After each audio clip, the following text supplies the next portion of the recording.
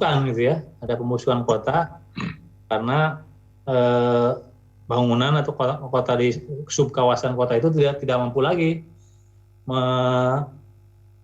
mengakomodasi kebutuhan masyarakatnya gitu ya, sehingga dia seolah ditinggalkan gitu ya. Bapak lihat dalam kasus jalan Asia Afrika.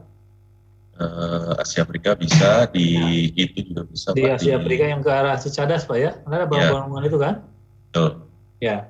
Nah, Braga itu hampir seperti itu, tapi Braga berhasil retrofitting ya, merepatriasi dirinya sehingga dia masih tetap aktif kan. Nah, tapi dari arah Braga ke arah Jalan Cicadas itu kan ada beberapa situ subkawasan Pak ya, yang terjadi pembusukan ya, karena orang bangunan di situ ya mati kan, ada beberapa Pak ya. Iya betul. Ya, nah itu sebenarnya di Asia Afrika juga ada Pak. Ya, Asia Afrika.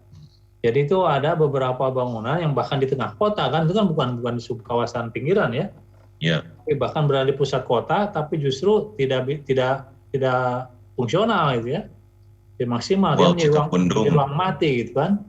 Padahal jalan-jalannya mungkin sebagian hidup gitu ya. Iya. Nah itu sebenarnya urban crack, ada retakan kota akibat terjadi pembusukan gitu. Nah itu maksudnya itu isu kontemporer kita hari ini gitu ya. Jadi dijalankan di negara maju gitu ya. Kalau di negara maju, apa lihat di film-film itu ada di daerah Bronx ya, di Amerika kan. Ya. Daerah Bronx yang penuh dengan kejahatan ya, situ kan. Nah di sini juga sama, itu akhirnya kan dipenuhi dengan vandalisme Pak ya. Kan coret-coretan di tengah kota. Philadelphia juga ada Pak. Ya, Philadelphia itu ngejang. Ya, itu. Jadi ada vandalisme, atau kalau orang lewat situ takut ya, karena situ ada tindak kriminal. Nah itu dengan urban crack itu. Jadi ada konflik antara kebutuhan hari ini dan waktu bangun itu terbangun yang sudah cukup lama gitu ya, sehingga terjadi pembusukan gitu. Nah ya tadi seperti Braga itu berhasil direvitalisasi gitu kan. Karena itu menjadi dari kawasan dulu kolonial ya, kawasan prairie kolonial Belanda, kemudian menjadi kawasan prairie Indonesia gitu ya, sempat mati sejenak, tapi kemudian sekarang kan menjadi wilayah anak muda gitu ya, gaya hidup sipil, akhirnya ya dengan resiko tertentu ya, dia akan jadi berubah fungsinya sekarang nampaknya lebih memenuhi gaya hidup anak muda ya, kafe dan sebagainya gitu.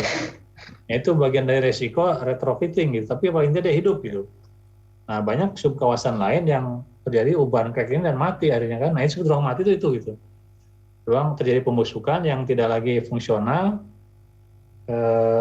banyak terjadi kejahatan gitu ya. Jadi ya seperti kalau dalam wajah ya bopeng gitu ya, semacam bopeng dalam kotaan akibat ya penggunaan ruang yang sudah tidak relevan gitu ya, sehingga orang tidak lagi hadir. Kemudian juga mungkin juga akibat tadi tidak mampu direvitalisasi gitu ya, kalau bangunannya bangunan tua gitu.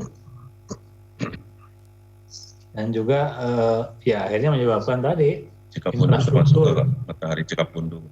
Ya, Cikapundung, iya ada situ kan, sehingga juga infrastruktur.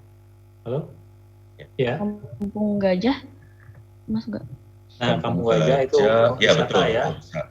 Itu dari aspek wisata ya terjadi itu juga itu ya. Padahal itu kan baru kan, itu banyak seperti itu juga ya. Akibatnya 3 tahun mati. Ya, mati dan sebagainya. Kalau ini Pak, maaf, kalau dalam skala kecil Pak, kalau dalam skala kecil misalkan di dalam konteks ruang kecil gitu, saya pernah dengar gitu, kalau ruang mati itu adalah ruang yang tidak bisa digunakan gitu Pak. Misalkan di penempatan posisi pintu yang seharusnya 20 cm dari dinding gitu. Terus ini lebih dalam sehingga di balik pintunya itu tidak digunakan. Kalau itu bagaimana, Prof? Iya, iya itu tadi kan bisa dalam skala mikro. Tadi kan dari kata Pak Dwi kan dalam skala mikro itu ruang mati arsitektur itu Pak ya. Ya. Nah dalam skala kota juga sama gitu. Itu seperti itu gitu Pak. Kalau dalam ruang mikro, dalam skala kecil arsitektural, ya tadi seperti ruang di balik pintu, atau Bapak membuat lorong yang orang akhirnya apa namanya? Ya tadi ada ruang yang orang tidak tersentuh, akhirnya kan orang tidak tersentuh oleh sirkulasi, Ya. atau tidak tersentuh oleh fungsi gitu ya, sehingga terjadi ruang mati tadi Pak. Nah itu sama Pak. Jadi ruang mati, ruang yang tidak berfungsi ya, kayaknya dia dipenuhi oleh debu kan, dipenuhi oleh kalau tidak ya sampah dan sebagainya. Itu sama Pak. Nah ini dalam skala makro dalam kota itu ada 3 tadi ya. Yang pertama tadi urban crack yang saya jelaskan, ya. Nah yang kedua harusnya non flat space.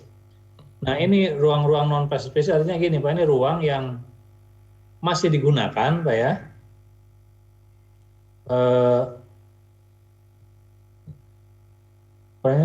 Artinya orang masih menggunakan itu gitu ya, tetapi tidak terjadi interaksi gitu, tidak terjadi interaksi yang kontinu atau yang produktif gitu ya, sehingga mengurangi interaksi sosial gitu. Jadi, nah ini contohnya misalnya di bawah tangga ini kan, ini ada ruang seperti ini gitu ya. Di bawah tangga ini kan kagok sekali kan, ada orang mungkin sekali gitu ya, tapi ini orang masih lewat sini, tapi orang tidak lagi terjadi interaksi gitu ya. Nah banyak ruang-ruang misalnya di bawah tol Pak ya, meskipun beberapa sudah dibuat menjadi taman atau dibuat juga seperti di jalan layang. Ya Ridwan Kamil membuatnya menjadi apa kemarin teh film ya, taman film ya, skatewalk, taman film ya atau skatewalk, taman film ya. Nah itu upaya untuk retrofitting Pak. Kalau tidak adalah tadi, kalau tidak juga ruang mati kan, hanya sekali digunakan dan tidak efektif gitu. Itu banyak sekali di jalan tol di Jakarta ya. Jadi kalau dia tidak digunakan oleh taman, landscape, aktivitas tertentu, maka dia menjadi ruang mati.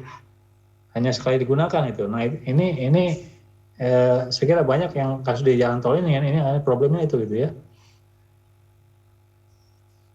Jadi orang kalau yang tadi kan memang orang sudah tidak mau datang gitu ya. Di urban crack ini sudah sepenuhnya udah ini ya.